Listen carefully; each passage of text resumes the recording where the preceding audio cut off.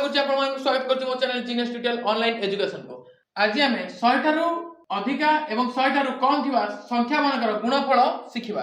देखंतु 100 ठारू अधिका थिबा संख्या आ 100 ठारू कम थिबा संख्या मानकर गुणफल बाहर करिया कहले आमे एई पांचटी प्रोसेस रे जिबा पड़िबो। तो प्रथम प्रोसेस अनुसार 100 ठारू या केते अधिका ना 8 अधिका बा केते कम माने 7 कम याकू लिखिया पड़िबो।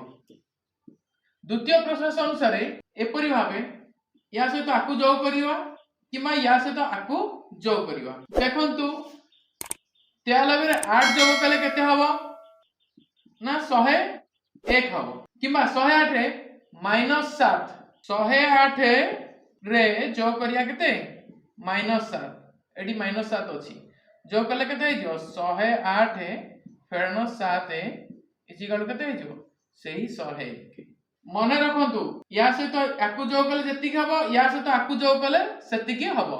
एठारे जोग कले ये माइनस अछि तेनु जोगात्मक और ऋणात्मक संख्या दुईटी को जोग कले जोगात्मक संख्या रु ऋणात्मक संख्याटी माइनस होई थाए। आमे गोटिए को ही लिखिबा आ एठी को आमे x दे देबा। तृतीय प्रोसेस रे कोना आइछि ना x रु 1 माइनस करिबा एथिरु 1 माइनस कले केते हमर हबो ना 100 हबो। चतुर्थ प्रोसेस टी कोन होछि 100 ठाରୁ जेतिक अधिक आ जति कम से दुईटी को कोन करिवा गुणन करिवा केते हे गला 7 8 केते 56 आ प्लस आ माइनस मल्टीप्लाई हे गले केते हिजो -56 हला।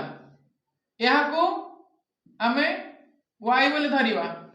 एबे कोन करिया पंचम नियमटी देखंतु ना 100 ठारू y को माइनस करिवा। एबे देखंतु 100 रु 56 माइनस कले केते हे गला ना 44। ए 44 टी को एठारे लिखि दबा तो हम संख्याटी बाहरला केते 10044।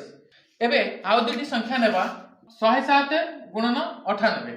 देखंतु प्रथम नियम अनुसार 107 केते 100 ठारू अधिका 7 अधिका आउ 98 100 अधिका केते कम ना 2 कम।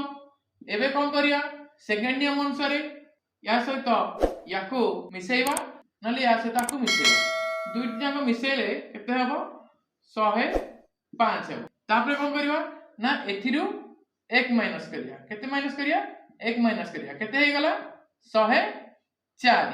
एबे कोन करिवा ना ए दुईटी संख्या को कोन करिया गुणन करिवा 7 दुने केते हे गला 14 आउ जेहेतु प्लस माइनस अछि -14 हे गला। एबे कोन करिया एठी देखो तो बेस वैल्यू होउची केते ना 100 ठारू बडा के 100 ठारू साना कर दिया ना ए 100 ठारू ही आकु माइनस करिया 100 ठारू माइनस करले केते होउची ना 86 86 कम करिया नै आइका एठी केवल लेखिबार अछि केते हला 10486। देखले के सहज भाबे हमें 100 ठारू अधिक एवं 100 ठारू कम संख्या मानकर गुणफल 5 सेकंड रु कम समय रे बाहर करि पाइले। आशा करछि ए वीडियोटी आपन मानकु भल लागिथो जदि भल लागिथो लाइक शेयर एंड सब्सक्राइब करबा को भूलंतु नहीं। धन्यवाद।